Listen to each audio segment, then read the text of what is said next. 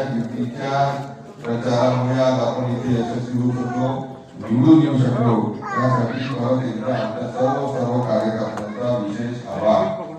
आपल्या गावातील जनतेच्या समस्या त्याचं निराकरण व्हावं, प्रभावीरित्या एवढ्या सगळ्या वर्षानंतर पहिल्यांदा पक्षाचा आमदार निवडून आल्यामुळे अतिशय मोठ्या आकांक्षा अपेक्षा या जनतेच्या नक्कीच मिळाल्या आणि आपण देखील त्या अपेक्षा पूर्ण करण्यासाठी नक्कीच जीवाचं रान करू।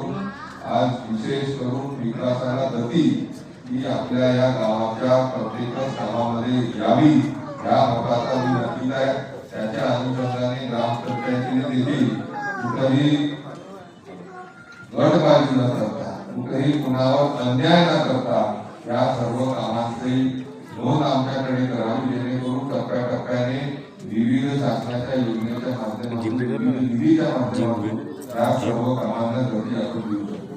आपल्या गावातील शेतकऱ्यांच्या संदर्भामध्ये असेल, महिलांच्या संदर्भामध्ये असेल, तरुणांच्या संदर्भामध्ये सर्व शासनाच्या योजनेच्या माध्यमातून चांगले असे दिवस आपल्या सर्व या घटकांना यावे।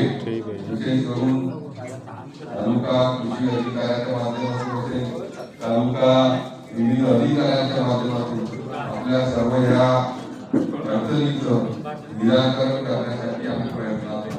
आज घरकुलाची अपेक्षा प्रत्येकाची कायमस्वरूपी भक्ताचं घर मिळावं ह्या धोरणाने सन्माननीय मोदीजींनी 10 वर्षापासून काम चालू। आज आपल्या गावामध्ये देखील एनएमआरडीएच्या माध्यमातून घरकुल येतात का 2.5